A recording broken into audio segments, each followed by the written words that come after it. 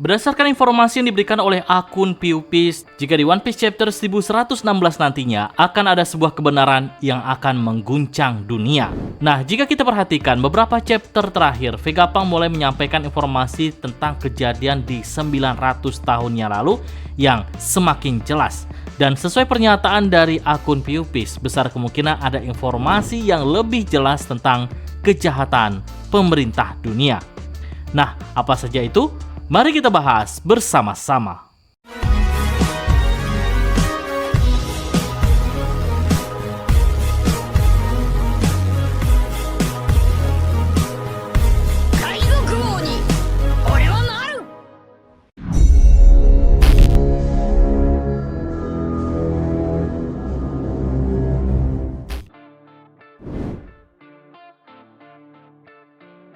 Di One Piece chapter sebelumnya, Vegapunk membuat beberapa pengumuman yang sangat penting. Intinya, Vegapunk dapat dikatakan mengungkapkan semua yang dia ketahui tentang abad kekosongan.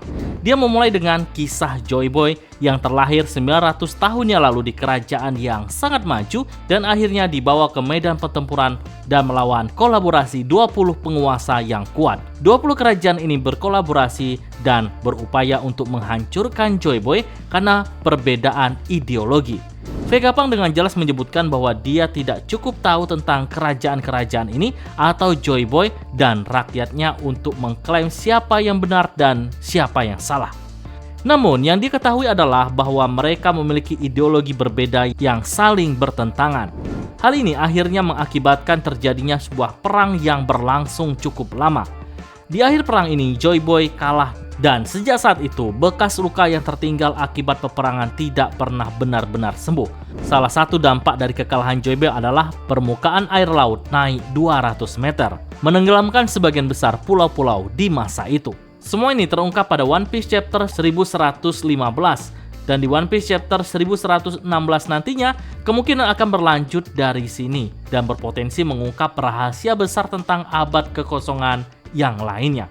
Vegapunk menyebutkan bahwa dia memiliki informasi yang dimiliki oleh para cendekiawan Ohara dan selain itu, dia juga memecahkan sendiri beberapa poneglyph. Artinya, Vegapunk menyadari fakta bahwa kerajaan kuno ini memiliki nama yang sangat menarik. Profesor Clover dibunuh sebelum mengungkapkan nama dari kerajaan kuno tersebut. Namun berbeda dengan Vegapunk, benar-benar tidak bisa dihentikan karena sumber sinyal siarannya belum ditemukan.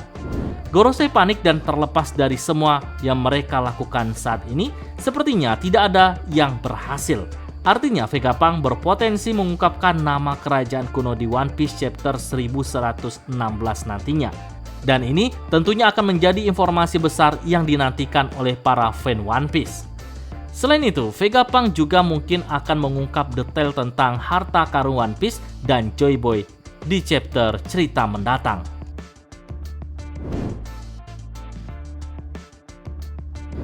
One Piece chapter 1116 berpotensi siaran Vegapunk akan segera berakhir. Hal ini disebabkan oleh fakta bahwa Vegapunk telah menjelaskan peristiwa-peristiwa di seluruh abad kekosongan yang ia pecahkan di chapter sebelumnya. Selain itu, mungkin ada beberapa bagian yang belum diungkapkan dan baru diungkapkan pada chapter 1116, termasuk nama kerajaan kuno, bagaimana Joy Boy meninggal, One Piece yang ditinggalkan, dan tentu saja misterinya tentang robot raksasa. Namun informasi yang tersisa sepertinya tidak cukup untuk mengungkap beberapa chapter lalu, yang berarti One Piece chapter 1116 berpotensi menjadi akhir dari pesan ini.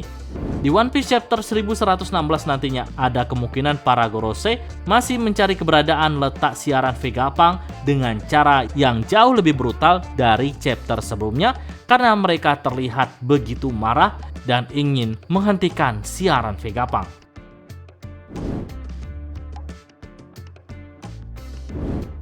Setelah beberapa chapter lalu, robot kuno diperlihatkan telah aktif kembali berkat energi yang sepertinya dari detak jantung Nika. Para angkatan laut yang melihat hal itu cukup panik, bahkan mereka berusaha menghentikan robot kuno dengan menembaki menggunakan meriam. Namun hal itu tidak berpengaruh sama sekali dengan robot tersebut. Di One Piece chapter 1116 nantinya kita baru akan diperlihatkan kemana arah tujuan robot tersebut. Yang ada, kemungkinan ia akan menuju ke arah Luffy untuk menerima perintah baru darinya, yang mana sebelumnya robot ini meminta maaf kepada Joy Boy. Semoga saja kita akan diperlihatkan seberapa dahsyat kekuatan dari robot kuno tersebut.